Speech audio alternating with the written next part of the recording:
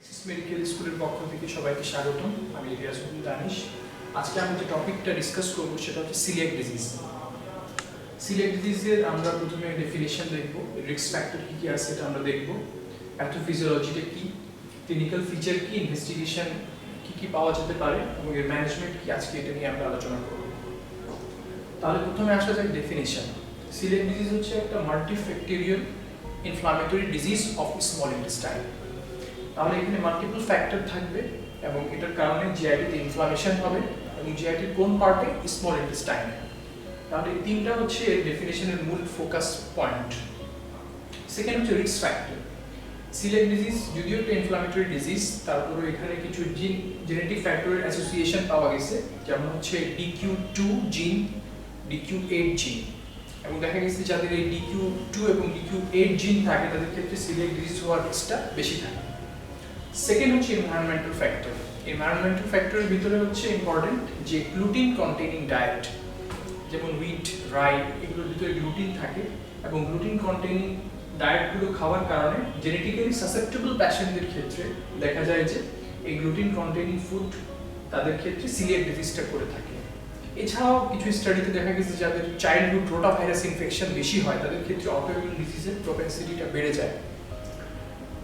ওকে, next হচ্ছে pathophysiology. প্যাথোফিজিওলজিটা যদি আমরা জানতে চাই তাহলে আমাদের শুরুতে আমরা শুরু করব যে একটা জিআইটির স্ট্রাকচার দিয়ে।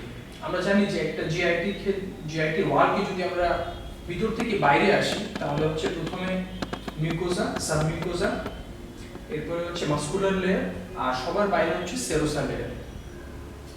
এই মিউকোজা লেয়ারের ভিতরে যদি আমরা আরো আসি, যে এই মিউকোজা যেটা থাকে, এই মিউকোজার ভিতরে হচ্ছে লাইনিং এপিথেলিয়াম, তারপর হচ্ছে ল্যামিনা প্রপ্রিয়া, এবং এর নিচে একটা লেয়ার থাকে যেটা হচ্ছে মাসকুলারিজ মিউকোজা। মাসকুলারিজ মিউকোজা, এই মিউকোজা যে লেয়ারটা আছে, মিউকোজা লেয়ারের ক্ষেত্রে লাইনিং যেটা, প্রথমে হচ্ছে লাইনিং এপিথেলিয়াম। এই লাইনিং এপিথেলিয়াম গুলো বাইরের দিকে যে প্রজেকশন হয়ে আছে, এই যে প্রজেকশনটা বাইরের দিকে পিরামিডের মতো যে প্রজেকশনটা, এগুলো হচ্ছে ভিলাস, এবং এটার কারণে ভিতরের দিকে যে ইনভার্ট প্রজেকশনটা তৈরি হয়েছে বা ইনভেজিনেশন যেটা ভিতরের দিকে আছে, এটাকে বলা হচ্ছে ক্রিপ্ট। এই ক্রিপ্ট এবং ভিলাসের যে আইডিয়াটা, এটা আমাদের প্যাথোজেনেসিসের পরের স্টেপগুলোতে লাগবে। আচ্ছা, এবার চলে আসি আমরা ডিরেক্ট প্যাথোজেনেসিসে। সেটা হচ্ছে আমরা যখন গ্লুটেন কন্টেইনিং ফুড খাচ্ছি, অ্যাকচুয়ালি যারা জেনেটিক্যালি সাসেপ্টেবল যারা, তারা যখন এই গ্লুটিন কন্টেইনিং ডায়েট খাচ্ছে তখন এই গ্লুটিনটা জিআইটি লাইনিং এপিথেলিয়াম, এগুলো হচ্ছে জিআইটি লাইনিং এপিথেলিয়াম অথবা এন্টারোসাইট, এই ইন্টারোসাইট দিয়ে এগুলো হচ্ছে গাট লুমেনের ভিতরে আসতেছে অ্যাবজর্ব হয়ে। তো গ্লুটিনটা ভিতরে আসে, প্রথমে এন্টারোসাইটের ভিতরে যায়, এরপরে হচ্ছে এপিথেলিয়াম থেকে সাব এপিথেলিয়াল লেয়ারে আসে, এরপরে এটা ল্যামিনা প্রপ্রিয়াতে আসে। তো জিআইটি যে লাইনিং এপিথেলিয়াম, এখানে এন্টারোসাইটের পাশাপাশি আরো কিছু সেল থাকে, যেমন হচ্ছে লিম্ফোসাইট, এদেরকে বলা হচ্ছে Intra epithelial lymphocyte. Intra epithelial lymphocyte, এটা হচ্ছে নরমাল ইন্ডিভিজুয়ালের ক্ষেত্রে এরকম থাকে। তবে যাদের সিলিয়াক ডিজিজ থাকে তাদের ক্ষেত্রে দেখা যায় যে ইন্ট্রা এপিথেলিয়াল লিম্ফোসাইটটা বেড়ে যায়। কিভাবে বাড়ে? প্রথমে হচ্ছে গ্লুটিন কন্টেইনিং ডায়েট এন্টারোসাইটে আসে, আসার পরে এরা এখান থেকে সাব এপিথেলিয়াল লেয়ারে আসে। সাব এপিথেলিয়াল লেয়ারে কিছু থাকে, এনজাইম থাকে, যেটা হচ্ছে টিস্যু ট্রান্সগ্লুটামিনেজ। এই টিস্যু ট্রান্সগ্লুটামিনেজ এনজাইম দিয়ে এই গ্লুটিন কন্টেইনিং যে পেপটাইড গুলো, এগুলো হচ্ছে ডিঅ্যামাইডেশন হয়, ডিঅ্যামাইডেশন অফ গ্লুটিন পেপটাইড। ডিঅ্যামাইডেশন গুলো হয়ে এরা হচ্ছে ডিঅ্যামাইনেটেড পেপটাইডে পরিণত হয়, পরে এটা সাইজে ছোট হয়ে যায়, হয়ে গেলে পরে অ্যান্টিজেন প্রেজেন্টিং সেল যারা, অ্যান্টিজেন প্রেজেন্টিং সেল এদেরকে ইনগালফ করে। ইনগালফ করার পরে এরা হচ্ছে হেল্পার টি সেলকে রিপ্রেজেন্ট করে, তখন হেল্পার টি সেলটা স্টিমুলেটেড হয়, স্টিমুলেটেড হলে এরা ইন্টারফেরন, টিএনএফ এবং ইন্টারলিউকিন 1 রিলিজ করে। এই সাইটোকাইনগুলো পরবর্তীতে গিয়ে জিআইটি যে মিউকোজা আছে, এই মিউকোজাতে ড্যামেজ করে। এই ড্যামেজটা প্রথমে যেটা এরা করে সেটা হচ্ছে এই যে ক্রিপ্ট যেগুলো আছে, এই ক্রিপ্ট গুলোকে হাইপারপ্লাসিয়া করে দেয় এবং এখানে যে ইন্ট্রাএপিথেলিয়াল লিম্ফোসাইট গুলো আছে এই নাম্বারটাকে বাড়ায় এবং লাস্টলি যেটা করে সেটা হচ্ছে এই ভিরাইগুলোর সাইজ, ভিরাই আমরা জানি যে ভিরাইয়ের সাইজ ডিপেন্ড করবে অন দ্য নাম্বার অফ অ্যান্টেরোসাইট, অর্থাৎ লাইনিং এপিথেলিয়াম যদি ঠিক থাকে তাহলে ভিরাইয়ের সাইজটা ঠিক থাকবে। এখানে এই সাইটোকাইনগুলো করবে কি, এই লাইনিং এপিথেলিয়ামগুলোকে ড্যামেজ করে দিবে, ড্যামেজ করে দিলে ভিরাইয়ের যে সাইজটা আছে সেগুলো ছোট হয়ে যাবে।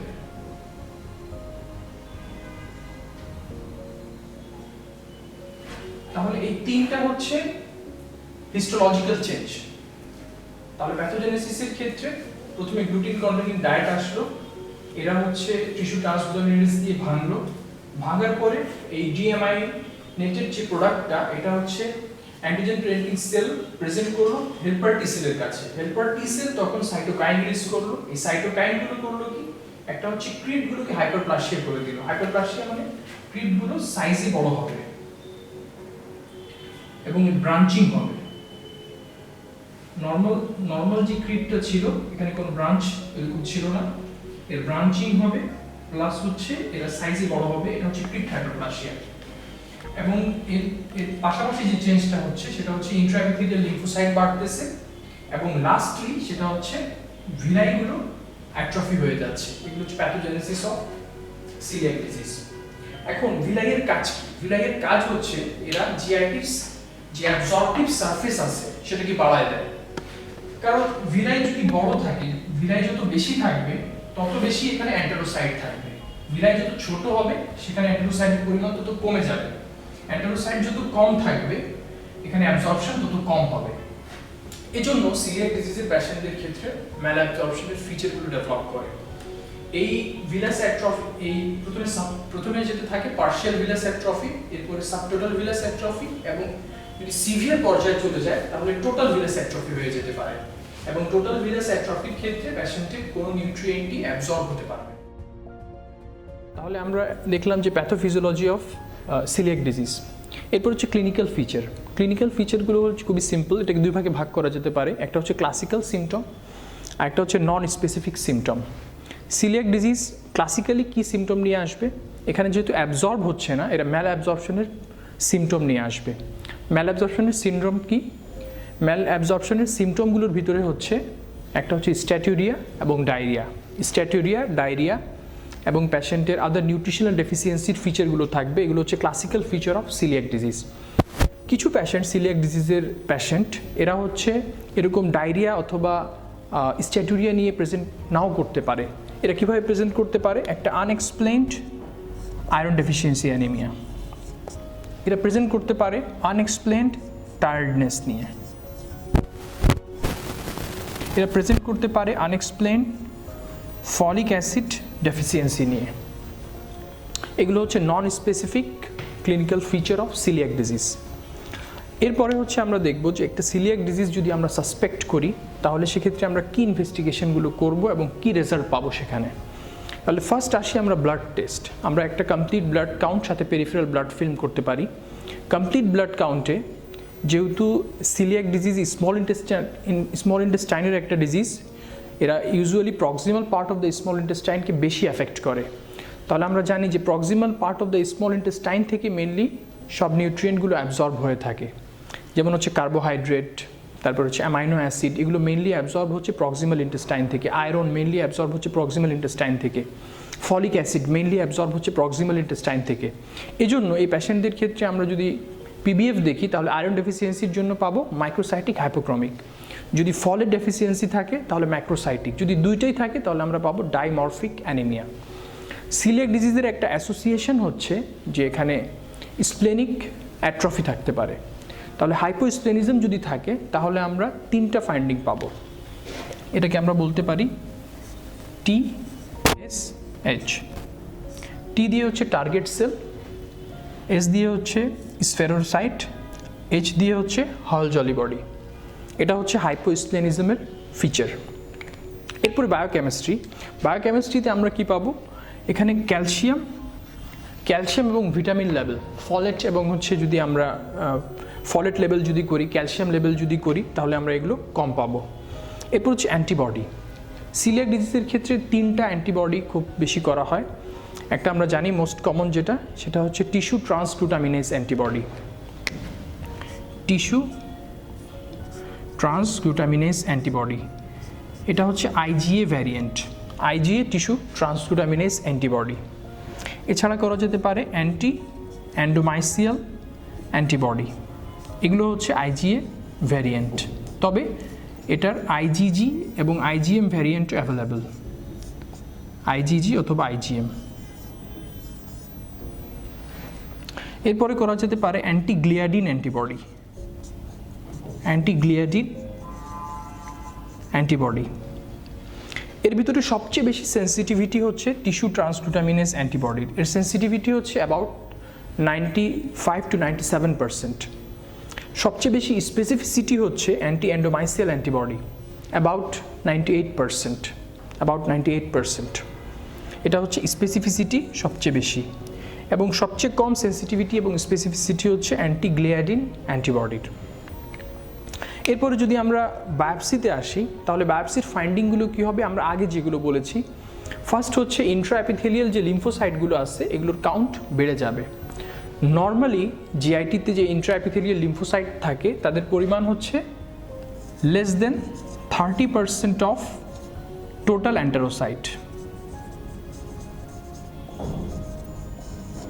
অর্থাৎ যদি অ্যান্টেরোসাইট 100টা থাকে তাহলে এর মধ্যে লিম্ফোসাইট থাকবে 30-র চেয়ে কম।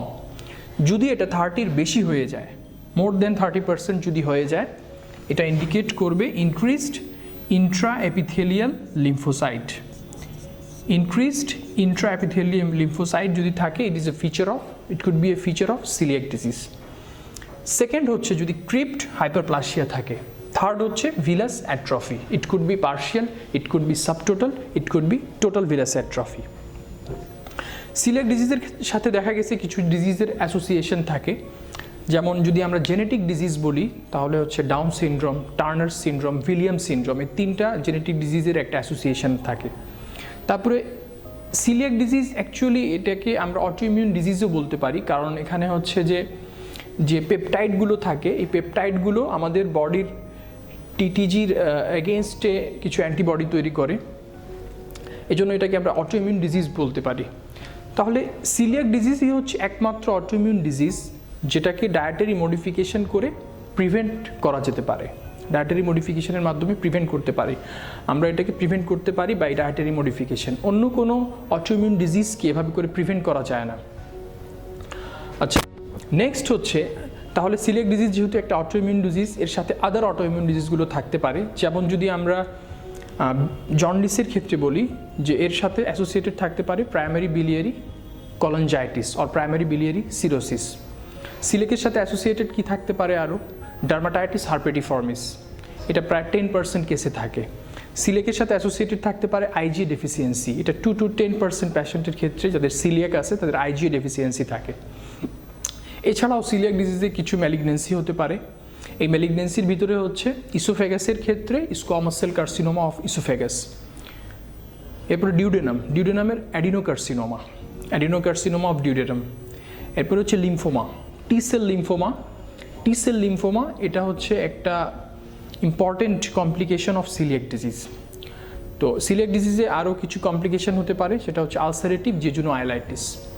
তো অ্যাকচুয়ালি যে কার্সিনোমা এগুলোকে আমরা বলতে পারি কমপ্লিকেশন অফ সিলিয়াক ডিজিজ। তাহলে কমপ্লিকেশনের ভিতরে কিছু কার্সিনোমা আছে, আর কিছু ম্যাল অ্যাবজর্পশন থেকে কি হতে পারে, এখানে ম্যাল অ্যাবজর্পশন থেকে অ্যারাইজ করতে পারে অস্টিওপোরোসিস অথবা মেটাবলিক বোন ডিজিজ, এগুলো হচ্ছে কমপ্লিকেশন অফ সিলিয়াক ডিজিজ। ওকে, এখন আমরা বলবো এটার ম্যানেজমেন্ট। সিলিয়াক ডিজিজের ম্যানেজমেন্ট কি হবে? সিলিয়াক ডিজিজের ম্যানেজমেন্ট হচ্ছে যে জেনেটিক ফ্যাক্টরকে আমরা কোনোভাবেই এটা চেঞ্জ করতে পারবো না, তাহলে আমাদের হাতে ট্রিটমেন্টকে মডিফাই করার জন্য যেটা আছে সেটা হচ্ছে এনভায়রনমেন্টাল ফ্যাক্টরকে আমরা মডিফাই করতে পারি। কীভাবে মডিফাই করতে পারি? প্যাশেন্টকে গ্লুটিন কন্টেনিং যে ডায়েটগুলো আছে এগুলো আমরা অ্যাভয়েড করতে বলবো। যদি patient gluten containing diet avoid করে তাহলে তার যে ইমিউনো রিয়াকশনগুলো হচ্ছে এই ইমিউনো রিয়াকশনগুলো আর হবে না। যদি না হয় তাহলে জিআইটি লাইনিং এপিথেলিয়াম আবার আগের মতো হয়ে যেতে পারে। তো একটা প্যাশেন্ট সিলিয়াক ডিজিজের যারা প্যাশেন্ট এরা গ্লুটিন কন্টেনিং ডায়েট যদি অ্যাভয়েড করে 6 মান্থ পর্যন্ত, অ্যাবাউট 3 to 6 মান্থ, তাহলে এদের যে ভিলাস যে অ্যাট্রফি হয়ে গিয়েছিল এগুলো আবার আগের মতো নর্মাল ভিলাস মরফোলজি ডেভেলপ করতে পারে। তাহলে এটা হচ্ছে আমাদের সিলিয়াক ডিজিজের ডায়াগনোসিস এবং হচ্ছে ম্যানেজমেন্ট।